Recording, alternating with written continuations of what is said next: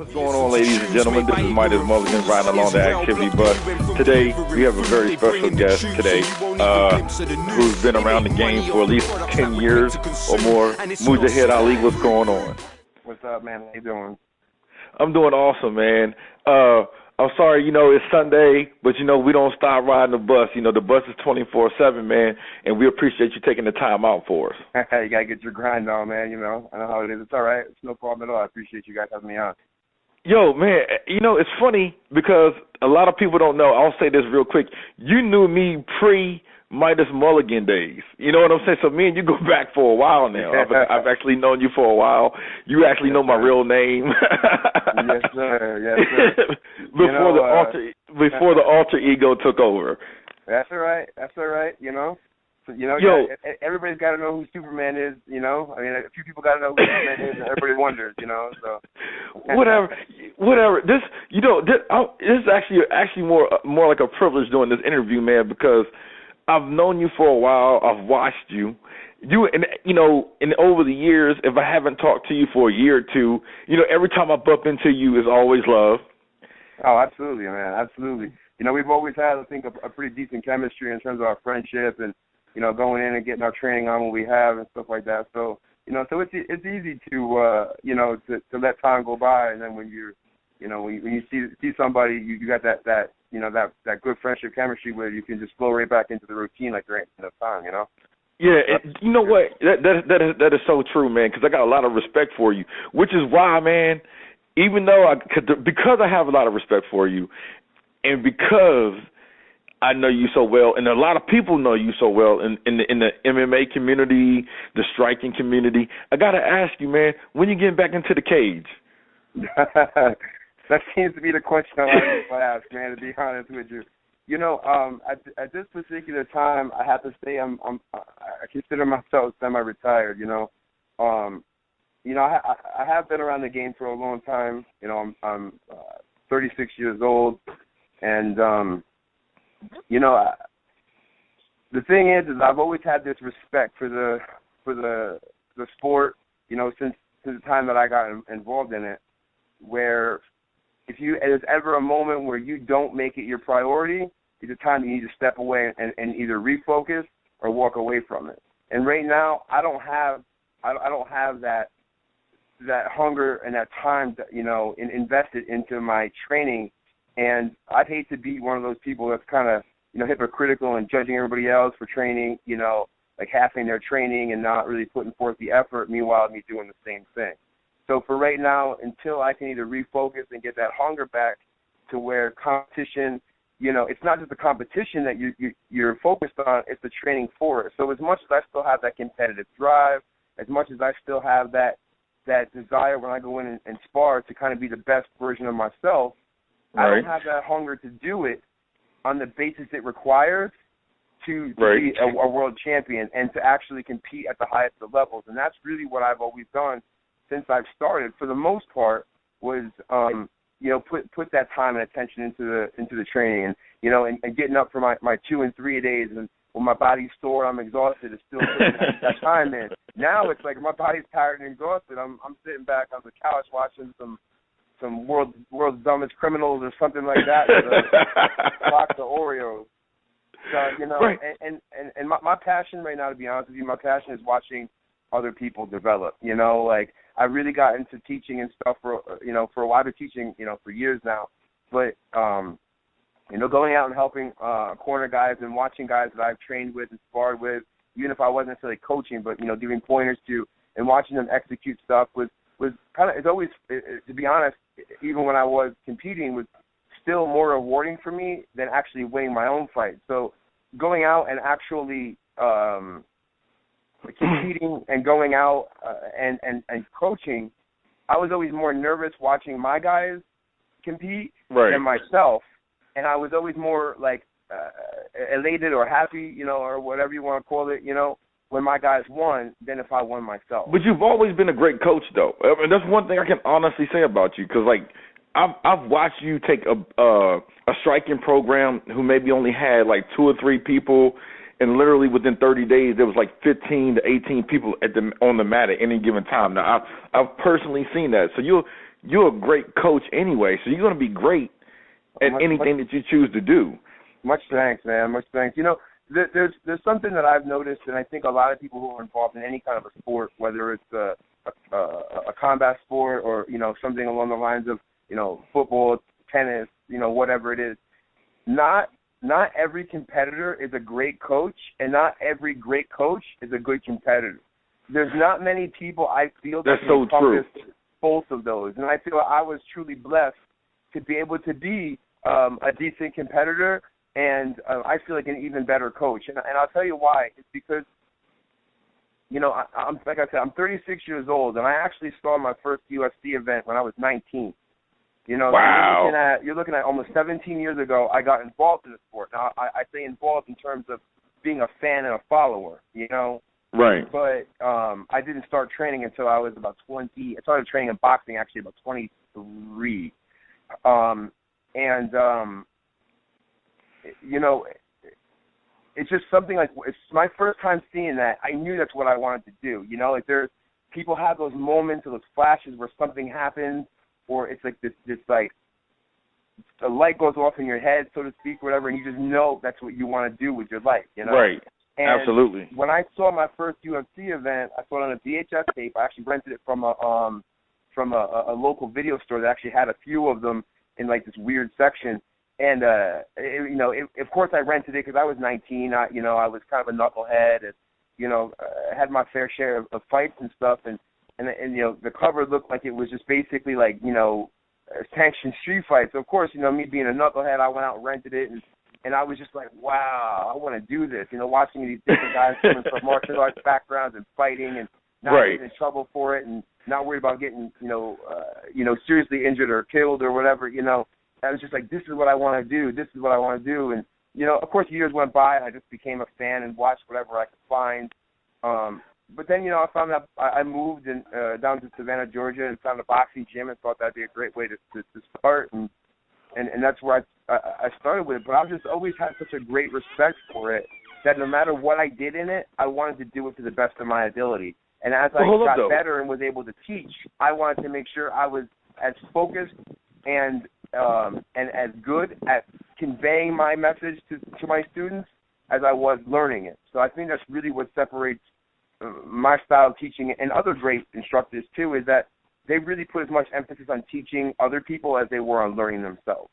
See, and this is where we got to dig it, because you brought up something that, you know, because you actually got legit striking credentials, like Georgia Games champion, right? Yeah, that 2006 Georgia Games champion. And actually, I fought I think I weighed in at like 176 or something along those lines, I believe. And I fought that prior year's champion, but he was actually, when he was coming down, he was actually 2 weight classes above. And dude was a southpaw. He was a beast. He was my final match, the 2-day boxing event. And we had a good back and forth. And actually, in the first round, he actually hurt me pretty bad in the first round. He was aiming at my chin, and I happened to step back, and he was aiming just a little too low, and he kind of caught me right at the top of my chest, and he hit me so hard everything turned white. I thought he tagged somebody else in a heavyweight, and they came in. You know, I was able to keep my composure and pretend like I wasn't hurt and push through, and you know, I hurt him in the second and the third round. And afterwards, man, there was nothing but mutual respect for him and I both, and you know, gave each other a big hug. And he was just like, man, that was great. And you know, he was a really good test for me in terms of my boxing skills. And you know, it was just nice to see in a big tournament like that there was still so much competitiveness, but there was also still, like, you know, there was so much love between people. There wasn't the attitude and the ego walking through there. It was like, you know, we both put forth our effort, and I was able to walk away with a unanimous decision on that, and you know, it boosted my confidence a lot, you know, to be able to compete against somebody who had more experience than I was, or that I had at the time, and also coming down from the heavier weight division, you know. And also being in the South, man, because, you know, there's a lot of good athletes down in the South, you know. Yeah, man. So for you to win it in Georgia, you know, that's huge right there in itself. And real quick, because a lot of people might not know this, right? Because you are probably one of the most credentialed up striking coaches in Northern Virginia. I'll give you that. And if anybody wants to challenge that, I mean, I'll say, hey, suit up and spar them. You know what I mean? But a lot of people don't know who got you into it. Musin Corbry, right? Who's one of the most dangerous strikers in MMA. Hopefully one day he'll be in the UFC. You got a chance to work with him, and I know you got a lot of respect for Musin. So this is a good chance for you to talk about that for a little bit. Yeah, brother Musin, like he actually, believe it or not, like he didn't actually get me into it, but he was my mentor, and I'll explain what I mean by that is, when I moved to Savannah, Georgia, I found that boxing gym. It's called Gerald's Boxing Gym. And Gerald had actually put out several champions in boxing, predominantly a boxing gym. It's just straight. You know, when you think of like boxing gyms, you would think this is the kind of place. You walk in, they have just like, heavy bags lined up, and it was a boxer's gym. It smelled like sweaty hand wraps. There was people in there all hours of the day training, getting their grind on, and I went into there, and the boxing coach I had, we became pretty good friends, but they didn't believe I had a future, believe it or not. They didn't believe that I had any kind of a future in combat sports. And, I was that typical dude that walks into a gym, had some street fights, thinks he's tough. I kept wanting to spar. I didn't want to hit bags. I didn't want to, sit and hit pads and stuff like that. I wanted to test myself against these other guys. So kind of I'll get back into that story with Brother Musin. But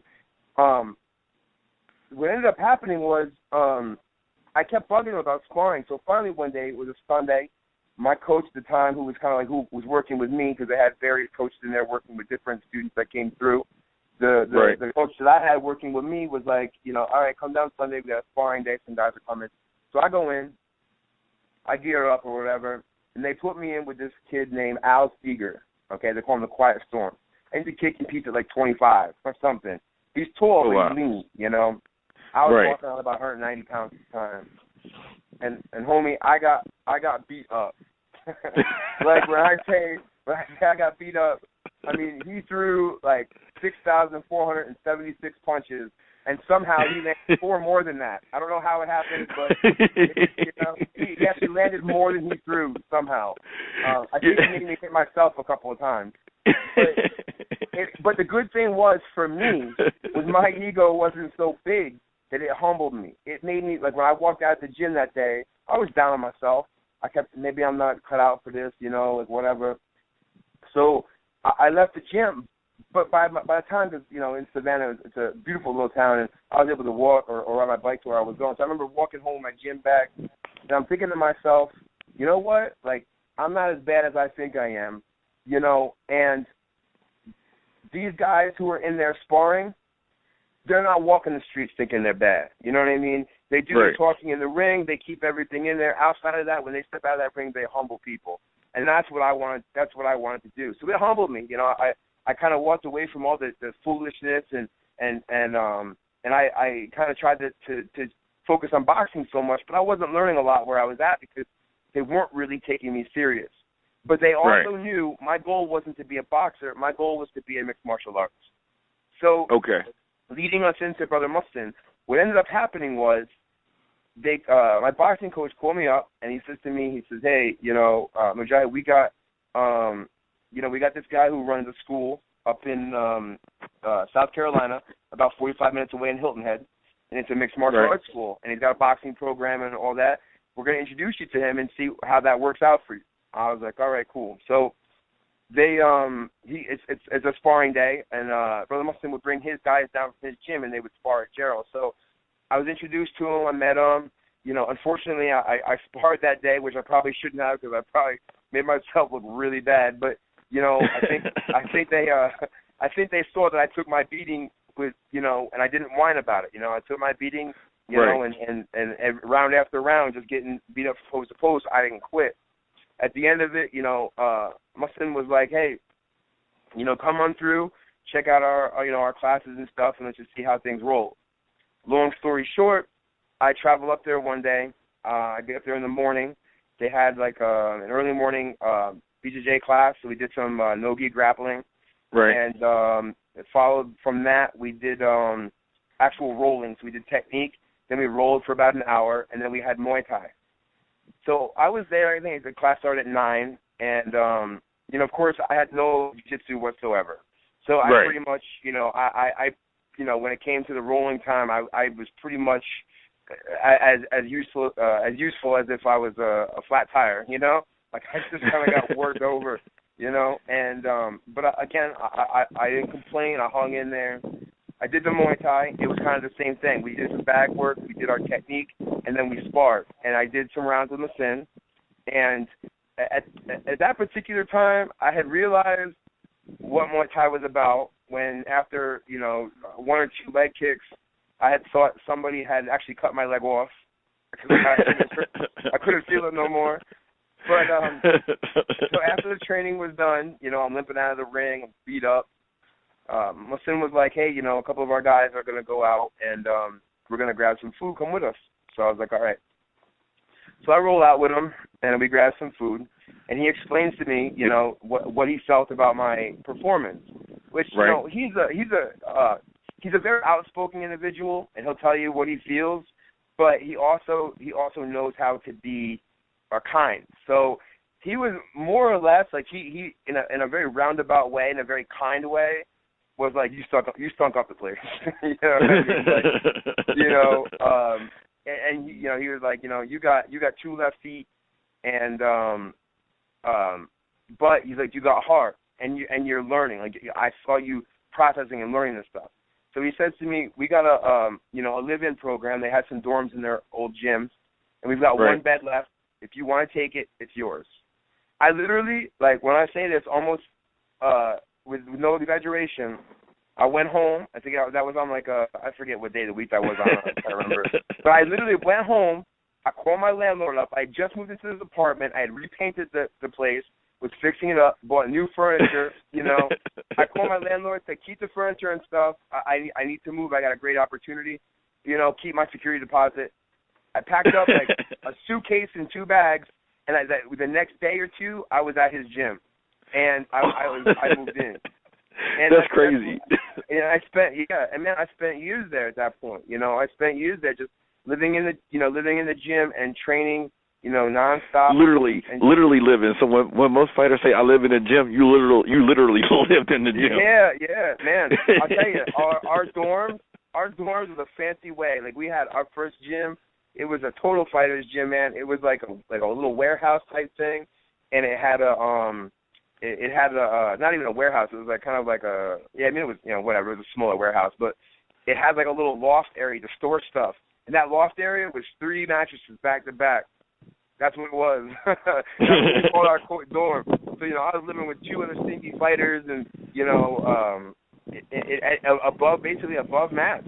But man, I'll tell you, it's when you talk about people who in these other cultures that have combat sports ingrained in their society, unlike American society where combat sports is gaining momentum, in these other societies like Brazil, Thailand, places like that, I mean, this is normal. Having a gym where people either sleep on the mat, on sleeping bags or air mattresses or the floor even, you know what I'm saying? Like, this is normal for people who want to immerse themselves in this type of a culture and a sport and become a world champion.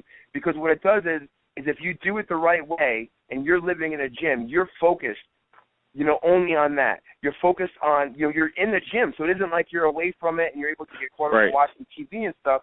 You walk out of your quote bedroom or your dorm room or whatever it is, and there's mats, there's gym equipment, there's weights, there's cardiovascular equipment, there's heavy bags. There's a constant reminder in your brain, that this is what I'm here for. I'm here to train. So it's just so much better to stay the focus and stay the course. And for someone like me who's easily distracted, it was a blessing. It was what I needed, So this is probably what you probably don't reflect on often. I'm not going to say never, but you go from, because let's be clear for the fans. 23 is a late start for a boxer. Most kids, most people who start boxing start around the age of 12. It's not younger, to be quite honest, man. You'd see some kids in there 8 years old that their parents had got them boxing at home from 5 to 8. You know, so 8 to 12 is a pretty, I'd say, probably a pretty average age for most people, or most to start, people to get their boxing career started. Yeah. So that's why you look at some of these amateur boxers walking away with 100 fights before they go pro. You know, because that's what they do from the time that they're 8 until they can turn pro at 18 or whatever it is. You know what I'm saying? So you're absolutely right. 23 is a big time late start. So you're easily, say, 10 to 12 years beyond the start time, as far as what you should have started, right? But here's what's really, really, really interesting about your story. To go from getting beat up, you know, sticking it out, and actually winning the Georgia games, that's huge, because you had a 10-year window where you started later than everybody else to winning the Georgia games. Do you ever sit there and think that accomplishment alone says a lot about your character? You know, I wish I could take the credit for it, to be honest. But I'll tell you that you know, what it was a combination of two things. You know, God and God alone, first off, put me in that position. You know, not to get you know, incredibly religious on you and the listeners and stuff like that. But for me, Allah was God for the listeners. It was a huge turning point in my life when I had decided to embrace religion and become a practicing Muslim. You know, to where it was, you know, people of all religions. I mean, obviously me being Muslim and other people from all religions, what we do all believe is that everything is done through the will of God. You know, and God knows us better than we know us. You know what I mean? And God knew better than I did what I needed to be successful in this. So what He did was He put the tools to be successful in my life, you know, and kind of guided me through that. And what I mean by that is He put me in a situation to where I could live in a gym because I wouldn't be easily distracted like I would if I had to drive myself to training every day. You know 45 what I mean? minutes, right. Yeah, exactly. To where maybe one day if I'm just tired, don't want to go, and I don't go. Right. He also put a coach in my life who was not only going to nurture my my fight career and my training, but my spirituality and my religion. You know, so I was able to have the best of both of those situations, and it made me grow exponentially. You know what I mean? I grew faster than most people. Early on, when I was with Masin, I was fighting guys that had years more experience than I did. You know, you know, and I was able to beat them. You know, because of the fact that I was given the tools. You know, I was given the opportunity and the tools to become successful. And I don't know if it could be attributed to necessarily my character as it was being thankful that I had the opportunity that I had, you know, and and wanting to make the best of it, you know. So you know, I'm thankful to you know, to my creator, you know, and Brother Mustin, you know, so much, because, you know, through Allah's blessings upon me and being able to be a part of Masin's life, I was able to grow in this sport quicker because I had to. Like you said, I came into this combat sport very late. I had to grow quick. You know, it was I couldn't sit back and let a year slip by. You know what I mean? And think it'd be okay. You know, so you know. I got it because and I'm a super religious guy too. You know what I'm saying? So you know, me and you talk. We can talk. Me and you have talked religion for hours before. You know what I mean? But it's one thing, because a lot of people, and we'll get back to that when you know, to the religion thing here in a second. But a lot of people look at you, and not to, you know, be stereotypical. How can I say this? Like, I don't want to be stereotypical like racist or anything, but a lot of people say, "Wow, look at this white kid who boxes like Ali," because you have like when you're in there, or even when you're doing Muay Thai, you got your hands down, you're using your torso, going in and out, gauging distance. I mean, a lot of people look at this guy and be like, man, he fights like a brother.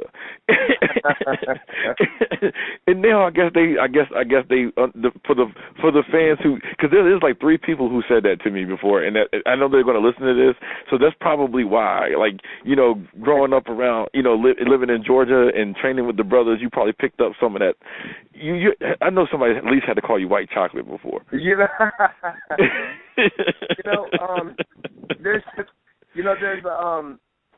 I think there's a part of me, to be honest, where there's a part of me where ever since I was younger, and I was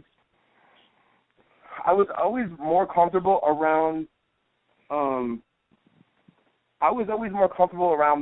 people who I felt like, we always obviously are more comfortable around people that we feel comfortable, we feel we connect with, Right. But when I was little, my family and I, my mom, we were living in Manhattan when I was like a baby, and she moved us upstate because she didn't want to raise me in the city because she was worried, that we were kind of first off, we were a poor family, we couldn't afford it, but we ended up moving and living with my grandmother upstate in a small town. And somehow, even when I was younger growing up, I never felt comfortable in small towns. I always felt more comfortable in big cities and urban environments. And I don't know, maybe it was because of our socioeconomic stance, where we were a poor family, and being around other poor families and stuff, it just felt more comfortable to me, So, being in an environment where it's predominantly a specific demographic, whether it would be a predominantly black area or Hispanic area, Arab area, whatever it was, even if it was full of poor white people, but I'll tell you, and I'm not really one, obviously, on stereotyping and racism either, or any of that kind of stuff.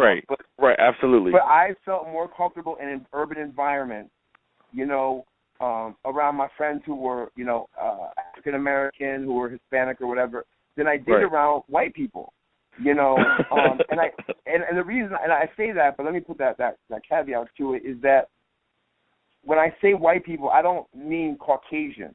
There's like a mindset to certain people when it comes to that whole kind of term called white. You know what I mean? I got you. Around people of privilege. People who felt like that the world owed them something and everything like that, I like people who were able to, be hungry and, be able to hustle and also knew what it was like not to have anything, and didn't take what they had for granted.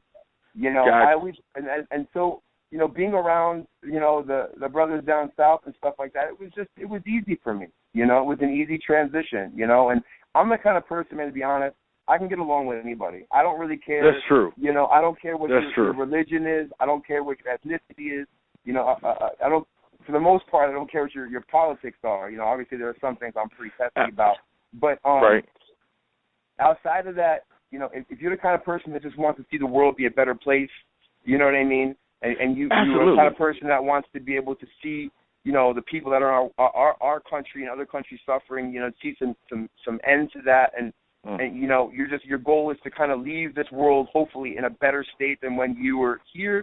Those are the kind of people I like to be around, because these are the things that I care about. Outside of fighting and stuff like that, I look at it in terms of my, my son who's 4 years old.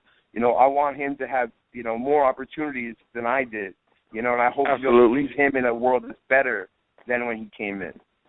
And that's another thing too, man, because a lot of people. I don't think a lot of people understand. I think you get stereotyped a lot. For number one, obviously, there's the religion thing. Then there's also this guy who has piercings. He has tattoos all over the place, and and it's like so when most people look at you, they I can see how they can kind of be kind of standoffish. But from the first time I've ever talked to you, man, we've been boys. Like I feel like from the first conversation when we were both working at Master Dave's school, Rage Fighting Fitness, when we both was working there, I was like, you know what, you were super nice from like day one. I feel like, hey man, this is gonna be my buddy for the rest of my life, man. And we've always been cool, man. So it's like, man, a lot of people like, and another thing too, and we talked about this because, like, because we are friends and because I do have a relationship with you, even during this interview, I got to be kind of careful not to pull in personal stuff. But you and I were having a conversation a couple weeks ago, and I didn't know that you joked in the cage because a lot of people thought that you were like being cocky. Because literally, I remember when you was fighting Jay Spate, I was having a conversation with you. Like you were in guard, you guys were fighting, I'm sitting cage side, and you two are like literally having a conversation. But you told me, no, it makes you relaxed in there. That's crazy. It's there are people that have to fight a certain way. There are certain elements. Obviously, fighting, like they say, they say that a certain percentage of it is mental and a certain percentage of it is physical, and most people believe that the higher percentage is more mental than it is physical.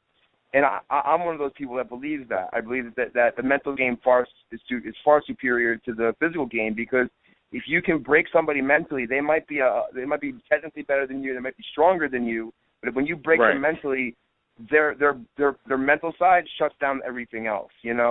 So for me, I have to joke around, and I don't mean to come off as arrogant and cocky. And the stuff I say, when I actually fight, it's not like, you have people like Nick Diaz, when he's in there, he's talking a lot of trash and stuff like that. But that's how Nick fights. If you notice, once he's done, he's usually hugging his opponent. He's giving him a lot of respect. But for him to compete at the level he needs to, he has to put himself in a certain mind frame or a mindset to compete at his high level, or at his level. For me, I have to go in there and just have fun with it. I have to treat it as though this guy wants to hurt me, but I'm gonna laugh while he's doing it, and I'm gonna do what I do, And, right. And that helps me compete better, And I'll tell you where that comes from. My first fight ever, was a Muay Thai fight. That was my first fight I'd taken when I went to Sin's camp. Right. We kind of got shafted a little bit. The guy was more experienced than we were told. I'd only been training, I think, at my Sin's camp for about 3 months at that point.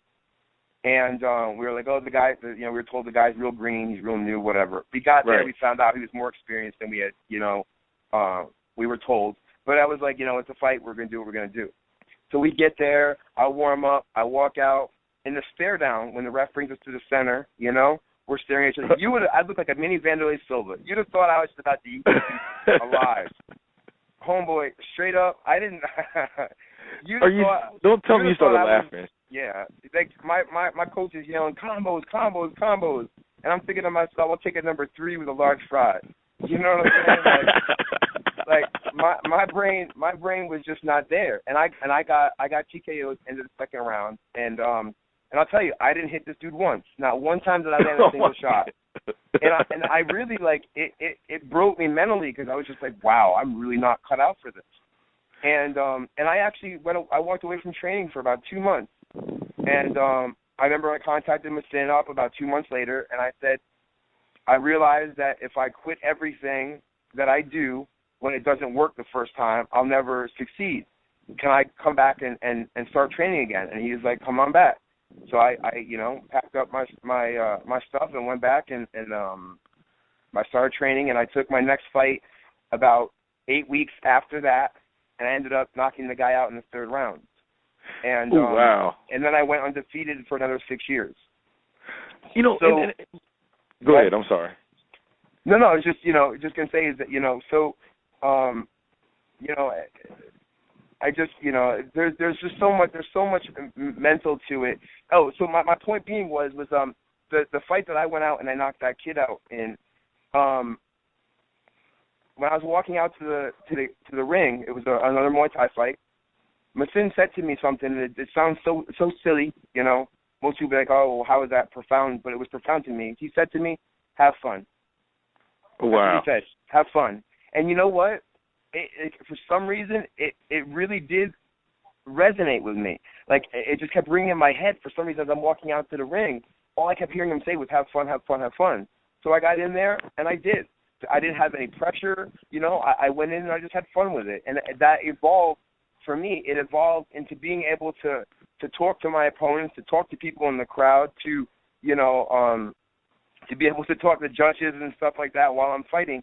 And never in any way do I mean it disrespectful to my opponents. Right. It's just my way of being able to stay in the fight, you know what I mean, right. and be able to stay relaxed. So that's how I do it. And you know, and this brings up a good point, right? So let's have this conversation real quick, because before we touch on a couple other things before the interview ends, you know, I actually have a boxing coach,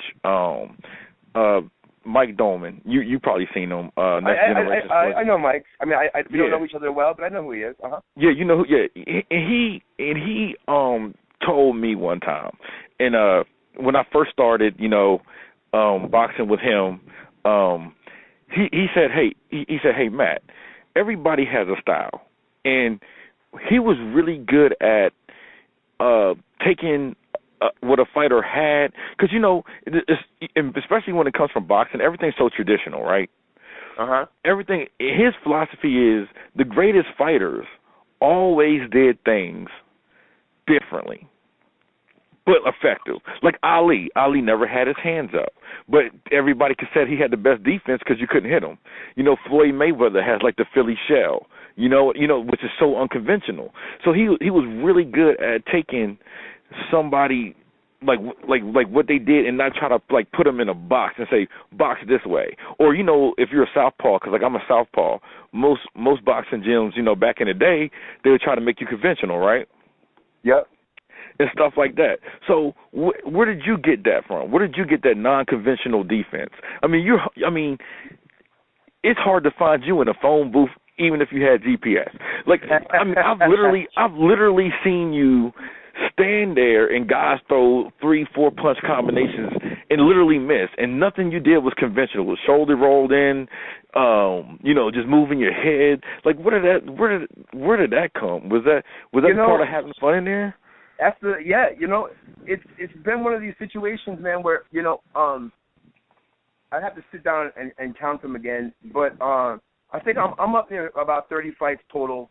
Not, you know, obviously not counting any grappling, but just between boxing, Muay Thai, and MMA, I'm right around 30 fights roughly, in like a high 20s, and I have 3 losses right now. My first loss in Muay Thai, which is by TKO, and my other loss was in a Muay Thai tournament. I lost by a split decision, and my last loss was to a cut, which was against Jay Spate, who was 12-2 in MMA, so he's a big up and coming fighter at the time. Absolutely.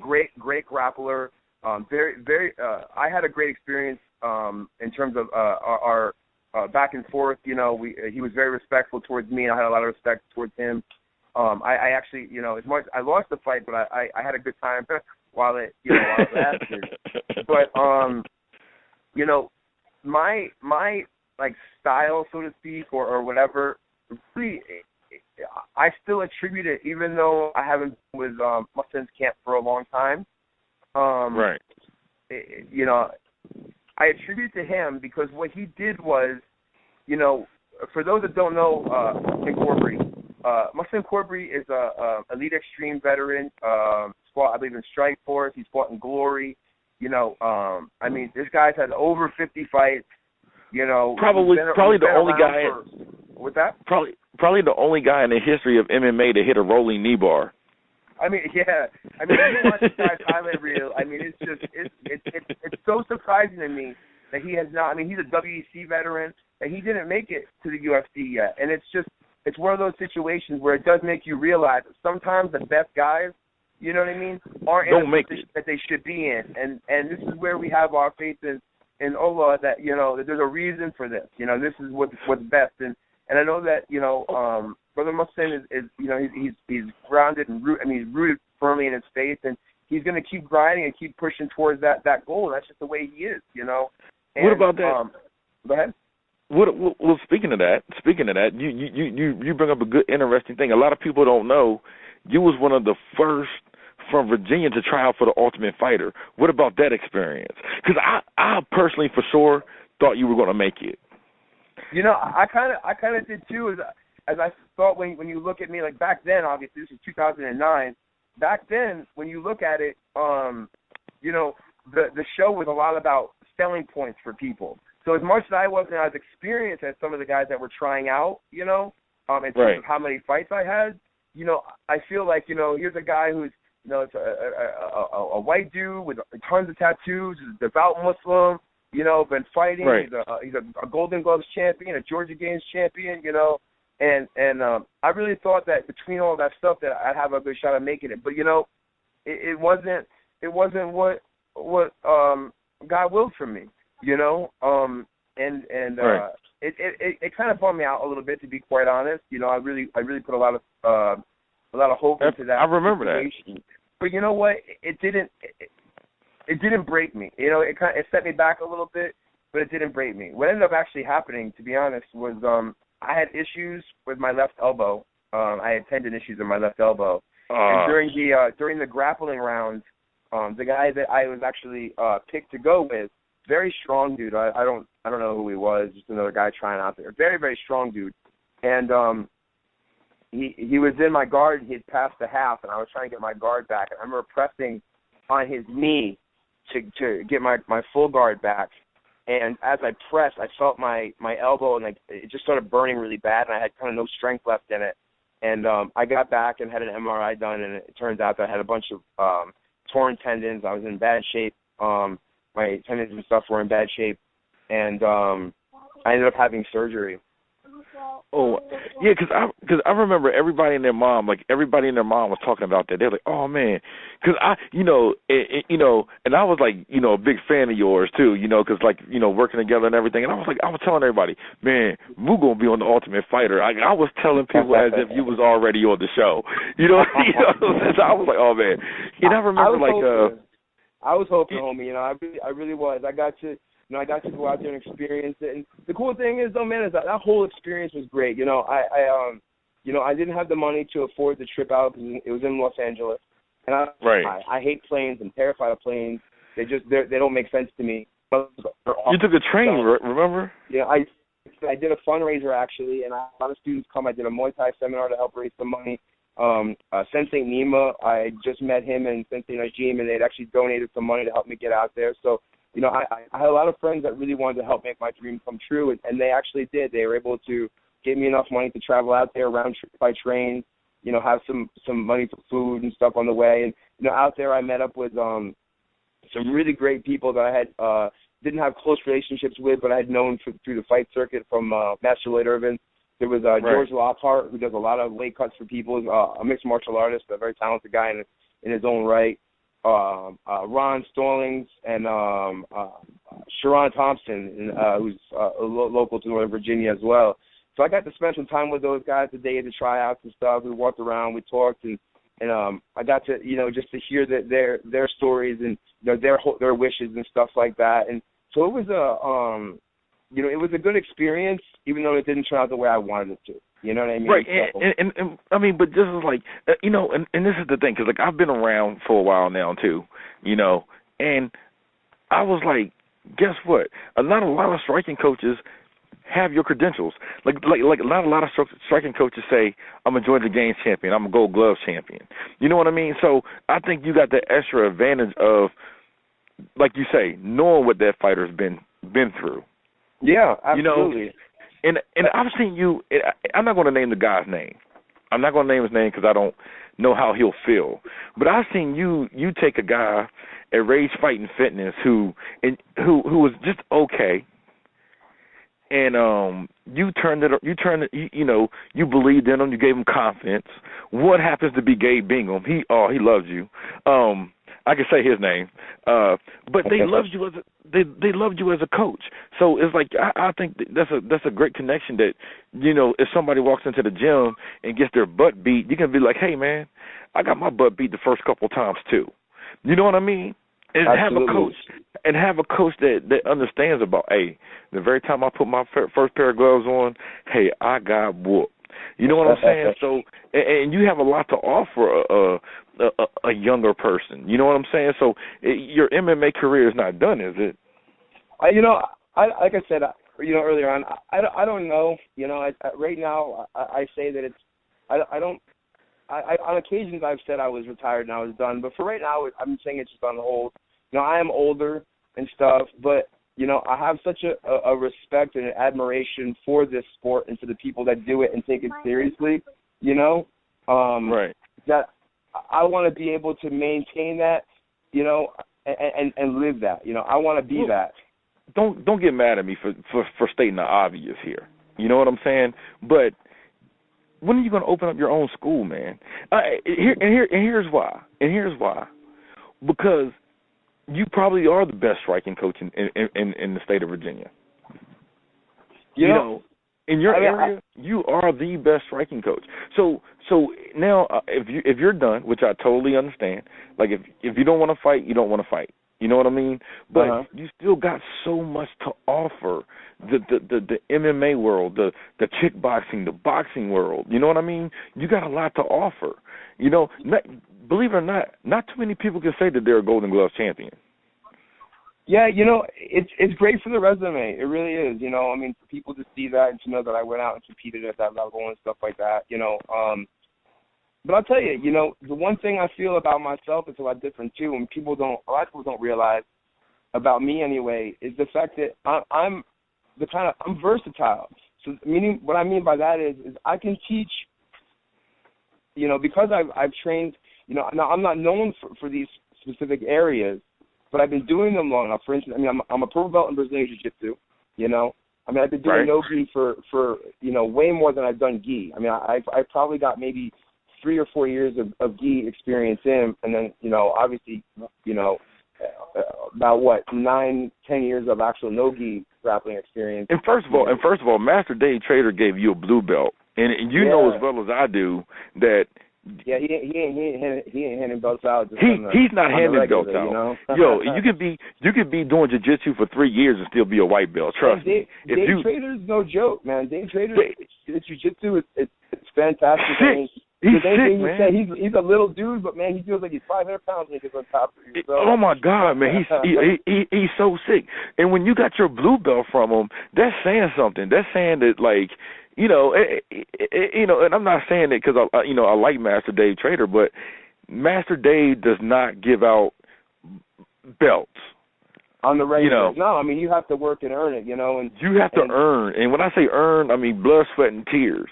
So when you got your blue belt, I remember when you first got it, I was like, wow, like this guy must be like, to me, at that point, because I'm still a white belt, working there and training, and I'm like, wow, this guy's like super legit. You know what I'm saying? Like you're right. You're a purple belt in jiu-jitsu, which, like I say, a lot of people probably don't even know that. Yeah. You know what I mean? Yeah, I got promoted to my purple, actually, from Tony Walzacker, who's another, this guy's very, very legit jiu-jitsu black belt. He's under Helston Gracie. I've worked with him pretty extensively since I was teaching up at Kaizen MMA, and he's the head coach up there, so he kind of took me under his wing. And, he's one of those guys, too, that he doesn't hand them out unless he feels that you put the time in and that you're actually at that level, Even though I didn't want my purple, to be honest, because I didn't feel like I was there. I didn't feel like I was good enough. But I trusted him as my coach, that if he felt like I was there, then I must be, But here's the thing. How many grappling tournaments have you won? I haven't done a grappling tournament, I think, in about a year and a half now. But 2011, I was pretty active. I think I did, 2011, I did the IBJJF, the New York Open. I did some Nagas. I did other U.S. grappling events and stuff. And, I've medaled in every event that I've gone to. Actually, I've taken gold in I think everything but three tournaments. I took silver in one gi tournament, and then I took bronze in two other. Every other one I've done, I believe I've taken gold in. So, I've had some pretty good goes in the tournaments that I've done. You meaning to tell me you win grappling tournaments? You know what I mean? You're a Gold Glove boxer, Georgia Games champion. To me, on paper, it says this guy's a deadly weapon. Because let's face it, if you're a day trader blue belt, and a Tony Waldecker purple belt, in a lot of other schools, I can think you'll probably be a brown belt or a black belt. Yeah, I think I appreciate the compliments a lot. It means a lot to me that that you or other people, whoever might feel this way. But I really think when it comes to martial arts and in general, or any kind of a combative sport, especially with like something like Brazilian Jiu-Jitsu, your belt system is also a mentality. It's you may know a lot, but if you can't demonstrate it, if you can't show it on a consistent level, then it's probably not the best to move up in that. And you know what? I'm not right now. Maybe I would consider myself, if anything, maybe a beginner purple. You know what I mean? I feel comfortable on the ground. In training and stuff like that. I don't, for the most, I'm not getting submitted right and left unless I'm rolling with brown belts and black belts. I feel very confident on the ground as well. But I also have a lot to learn. I also have a lot of consistency that I need to be able to do. You know what I mean? So meaning that if I'm rolling with somebody and, and I hit a specific sweep or a submission, it needs to be able to be there. Anytime it's there, I can take it and be consistent with those techniques. And I'm really not, to be honest. One thing about my jiu-jitsu, to be quite honest with you, one thing about my jiu-jitsu, which is a lot like my striking, is I know more than I know, if that makes sense. Right. So what I mean by that is that when I'm rolling or sparring or whatever, I might do specific techniques. I might sweep you or hit a specific submission, and if you ask me later on what that is, I'd have no idea. Gotcha. I wouldn't know what it is. I wouldn't know how to teach you. I would just know and feel that it was there. So my ability to apply, like kind of like the principles of jiu-jitsu, so to speak, is there more than my actual knowledge is. You know what I mean? So I really think in order for me to be higher or even be considered a good purple, I need to be more consistent and more knowledgeable. And I really need to grow more in all departments. My striking, I've been working now off and on here and there with my boxing coach, Mustafa, and he's kind of, we don't work together on the regular. We're close friends and stuff, but right. He when we do get a chance to work, he corrects a lot of things with me, and I got a chance to actually spar a little bit today, and I was working a lot more defense and wasn't eating shots and stuff like that to give him. I was actually able to defend a lot more and return better. So you know what, man, as much as I may have these credentials on paper and stuff like that, I can always grow. There's always, I have a lot of room for improvement and a lot of room for growth. I've gone up to Master Lloyd Irvins, and I got a chance to spar with Ron Stallings and Timothy Woods, and I got to roll with DJ and Sajara and all of them. And you know what, man? Some of these guys who on paper I might have more fights than in terms of Muay Thai and stuff like that. But, I'd be darned if I didn't learn a ton from them about myself and about how to improve. You know what I mean? And I feel that when a person feels like, I got all these accolades and I got all these championships, I got all these titles, I'm pretty much, the best around and stuff like that, then you cease to grow, and at some point that'll be exploited and somebody else will fill your shoes. So I'm aware of that, and I hope to really just to continue to learn and train with people and just learn from everybody and anybody that I possibly can, and just become, even if I don't ever fight again, just to become more knowledgeable and a better training partner, and if I get back in competition, a better fighter.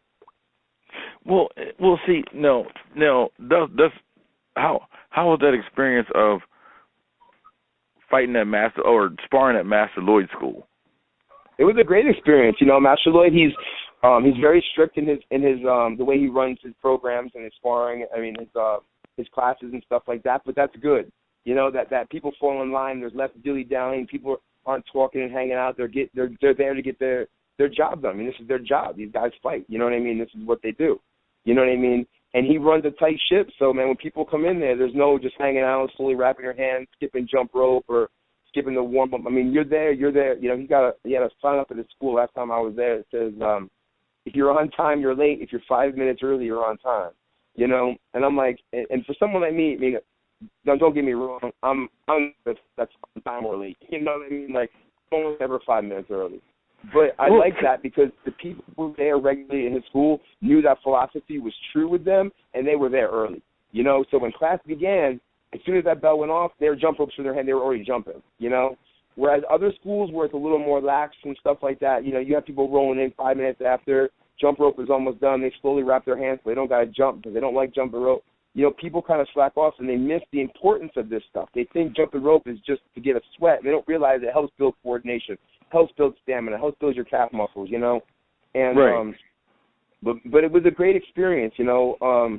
You know, I know there's been a lot of, like, you know, talk about the stuff with Mr. Lloyd's school and everything, and you know, I honestly don't really get involved in those types of situations so much because I don't know the ins and outs. I can't make judgments about people if I don't know the facts about something. It's not right. It's not fair. You know what I mean? That's not what truth and justice is. It's just, you know, hearing something and going with it and saying this is what it is and then condemning somebody. So since I don't know those, go ahead.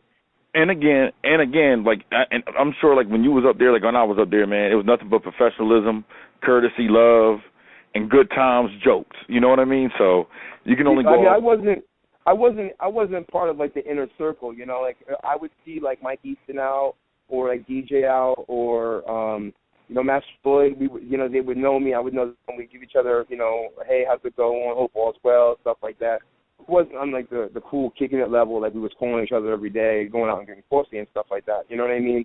Right. There was a mutual respect there. You know, there was professionalism there. You know, you went in, you trained hard, you sparred hard. You know, afterward you shook hands, you sat around, you joked around for a little bit, and you went on your way. You know, so you know, in terms of the talk about the culture and whatnot up there, that's, you know, I was never really a part of that or involved enough to see if, you know, what the culture was for the long-term students and stuff, you know.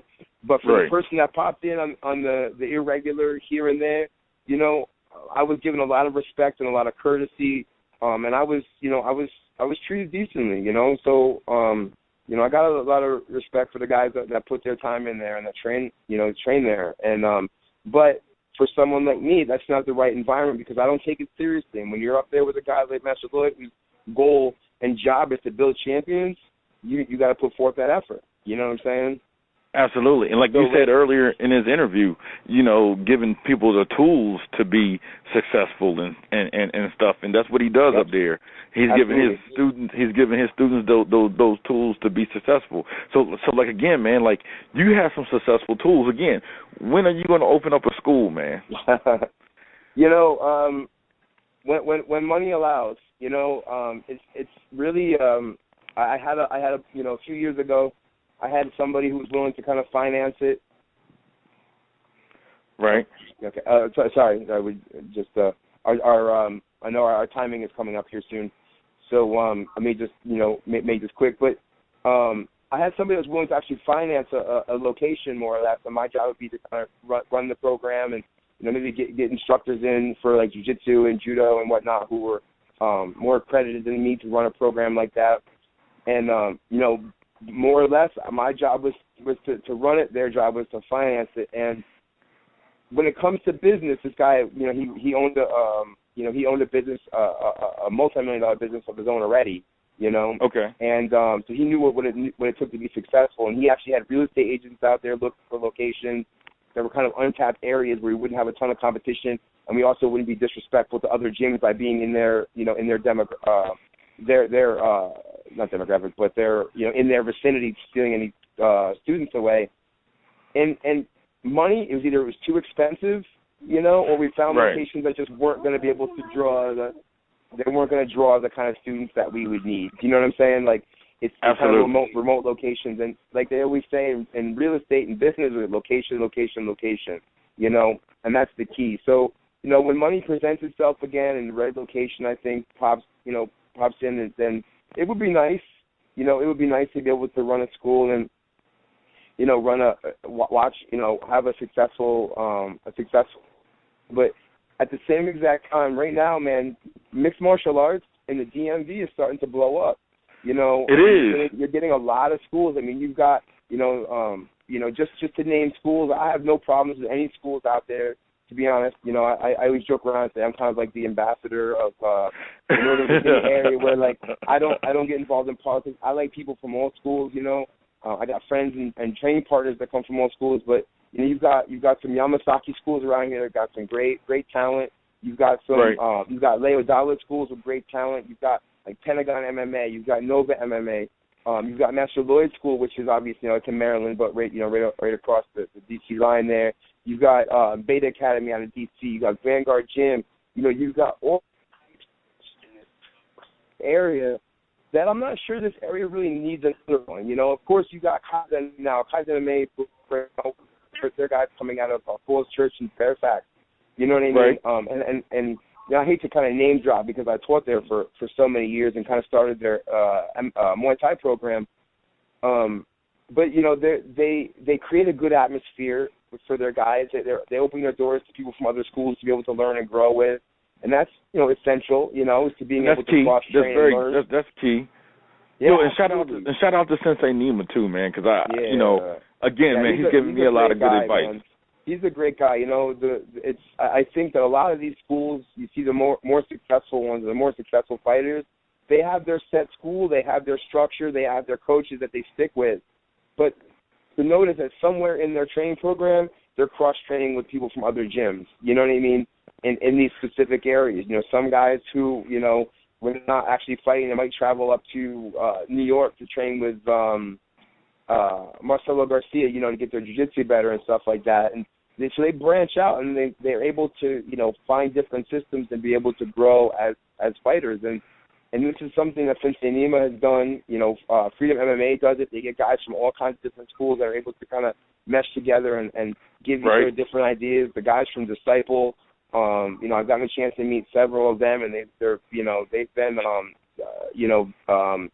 good training partners, and I've been able to learn from them when I've trained with them over at Freedom or whatever. So, you know, it's one of those situations, man, where, you know, I feel like I've learned so much from, you know, my friend Joe, who runs the Yamasaki Woods. I roll with him and learn so much from him. So, you know, I feel like as a fighter or a martial artist, as long as you keep your doors open and you keep yourself humble and you're willing to learn whatever anybody can teach you, even if you don't use it and you file it away as like, I would never use this, you learned it should you need to use it for whatever reason. You know what I mean? And this is where I think this is a recipe for success, is being able to stay humble and to grow. You know, this is my opinion anyway. You know, and you know what? And shout outs to the 8 Limbs, man. All of those schools who got together and said open door policy, because that definitely raised the level of competition. Even though sometimes you could be training with people you're going to fight, or competitive people that's in your weight class or whatever. So definitely want to give a shout out to the whole 8 Limbs organization. So when you do open up your school, man, you're going to have to, if the opportunity ever presents itself, I would personally like to be the first student to sign up for that. Man, I would love to have you. I'd love to have you. I think you'd be a good first person, a good kind of role model for the rest of the guys, you know, that get in there and just to see what it takes to actually train and, you know, and what I expect, you know, out of my students when I run a class, you know, all I expect out of my students isn't that they make mistakes. It's just fine by me. All I expect is that they give it their all. You know, is that they just train hard. And that's it, you know. So, and real quick, if anybody out there, friends, moms, dads, looking to send your kids to strike or learn Muay Thai or boxing, I would recommend that you actually look Mujahid Ali up, Kaizen MMA. Look him up. He's a very good motivational speaker at times for students. He's inspirational guy, and he can get the most out of your kid. You know, so anybody out there, if you're looking for a boxing coach, Muay Thai coach, you heard the credentials, you know, you heard the story, please look him up, man. Kaizen MMA, right? Which location was that? Like Fairfax? Yeah. I pretty much right now I've taken a short little step away from teaching full time right now, just to kind of get some stuff in my personal life in order to figure out what direction I want to go with this fight career, with teaching, and other areas. But right now, man, you know, I'm coming in, like I'll be teaching in the Vienna and Falls Church location tomorrow. And, whenever a Sensei Nima or Sensei Najim needs me to come in and run a class, I'm always available. I love being able to reconnect with my students. I taught there yesterday. Got to meet some new students, see some other students and some fighters and see how they progressed. And so anytime anybody can roll through, even if I'm not there teaching, the people that they got on staff, Ahmed, a great Muay Thai fighter his amount of Muay Thai fights make mine look silly, to be honest with you. I mean, he's just, he's been training and fighting for so many years, and if I'm not there teaching, you're going to get somebody qualified on that mat to teach you. So, anytime you guys can come through and check out the location, please do. It's a great atmosphere. The training partners are you have everybody there, from the hobbyist to the martial artist to the competitor. It's a great environment, and hopefully I'll be able to meet up with some of the listeners and be able to help train with them or coach them from the start of their career, the middle of their career, or the end of their career. You know what, Mujahid, man, and I know it's Sunday, and before I let you go, man, I want to thank you and for having, for coming on the show, doing the show. Thank you. It's been a privilege for you to do the show, believe it or not. And we have a saying in Arabic, says Alhamdulillah, all praises to God. So it was a blessing for me to be able to come on and be able to be a part of this, and have discussion with the listeners, and being able to really help help the activity bus. I have a lot of hope for up and coming. Thanks, man. That's big, man. And, having someone like yourself who's an avid follower of this and isn't afraid to ask the questions that maybe other people don't want to, and not to mention, I mean, you're putting this kind of stuff on the map for this area. So all the listeners out there, if you haven't liked the page, go to the Facebook page, like it, share it. For anything, but just to help the news for the local events. You got so many local events. Operation Octagon. You got the Thai Championship Boxing. You've got RFF, the Revolution Fight Series. You got Barbarian Fight Club. There's so many events in this area. That kind of happen that you could. Yeah, I mean, it's local fights. So go out. Don't just support the UFC. Support your local mixed martial artists. Go out there and support these events. I mean, shoot. You're bored. It's going to a live event and being able to watch fights is cheaper than sitting home watching a pay-per-view on television. You get a $40 ticket. You get to spend your time out of your house and watch your local fighters, make a name for themselves. So for all the listeners, go support your local MMA scene. Support your local fighters, because most of these guys here, they're chasing a dream, and help support that. Help support that. Absolutely. It's important. And this is the thing, too. This is not, I'm sure there's going to be first of many interviews with you, because whether you're making a comeback or not, when you officially find out, you're going to call the activity bus and let us know first. If you open up a school, you got to let us know first. Anything that you got coming up, man, you're always welcome. Man, please let us know first, man, because we're huge fans of you over here. Oh, man, we'll fly the activity bus banner. And we'll make sure that the minute, we got something signed before we even move a heavy back in there and we contact you guys and let you know what we got going on, man. 'Cause, it's definitely a dream, but it'll happen if it's written in the books for me. So I'm just gonna keep persevering and pushing through and just trying to follow the path that my Creator set before me, and hopefully just do some good in life in all areas, Yeah, I heard that, man. Anybody you want to give a shout out to, man, before we say goodbye to you? My good friend Alex Olave, he got a fight coming up here August 23rd. He's been putting in work in the gym, and I've been helping him get his conditioning right and stuff like that. And he's been busting his butt. I wish him the best on his fight. August 23rd, fighting a tough dude out of New York. So this is going to be a great test for both of them. And I know Alex definitely put the time in. Sensei Nima, Sensei Najim, who run the Kaizen schools. I can't thank all the people I trained with. Cunningham out of Woodbridge, the Yamasaki Woodbridge location. I can't thank all the people that I've known and I've met enough. Mike Pope, all the dudes that are in this area that I've been able to train with. Elder Ramos, these guys, Elijah, who owns Gold Medal Grappling. Right. Ever since I've moved to this area, any school that I've gone to has kind of been very welcoming to me and made me feel like I was comfortable there. You know what I'm saying? So absolutely. I can't thank all the schools, Love MMA, Jeff Root, Master Lloyd Irvin, Master Leo Dalla, Master Dave Trader, you know, all the schools that I've been at, you know, have been very kind to me, and I've been blessed to be able to train at so many different schools and meet so many great people. Some of the guys over at Disciple, Adam Levy, Jeremy West, you know, who I knew back in the Rays days and trained off with Master Lloyd Irvin as well.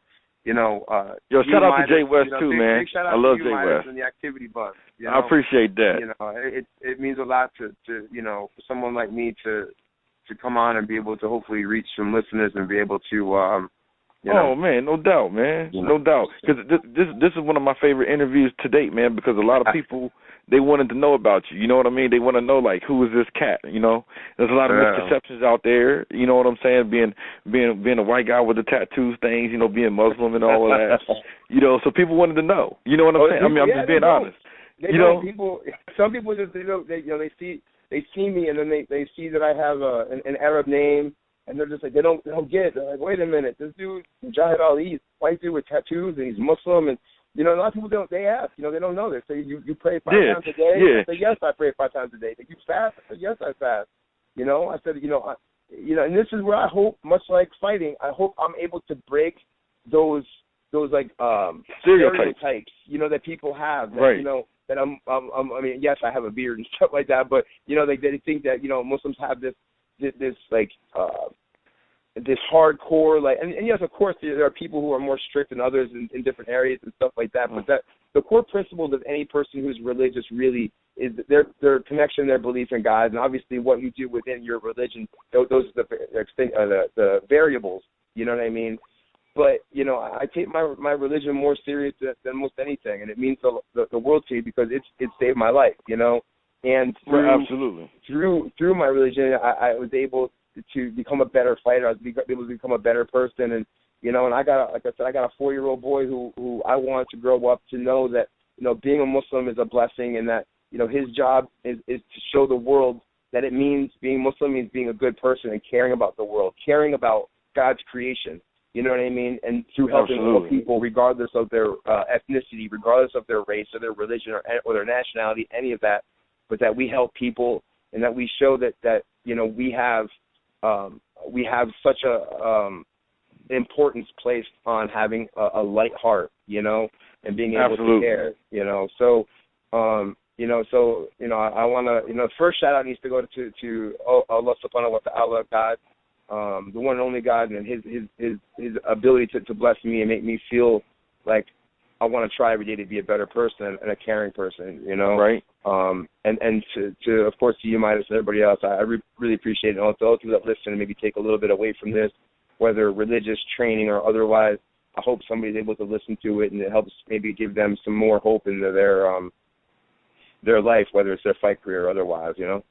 Yeah, no problem, man. And I think, you know, we reached somebody today. You know, I think we changed somebody's mind's thought, or at least made them think. So as long as we made them think, amen, you know, that's a start. That's right. You know, so, one step at a time, one person at a time. They say, what's that saying, man? The journey of a thousand miles begins with one step. So, you know. Absolutely. Well, Moo, man, we appreciate your time again, man. I'll definitely stay in touch. If I don't see you any other time, I'm sure I'll see you August 23rd, OO Fights. Alex Alave versus, it don't really matter what his name is, you know, because Alex is going to win.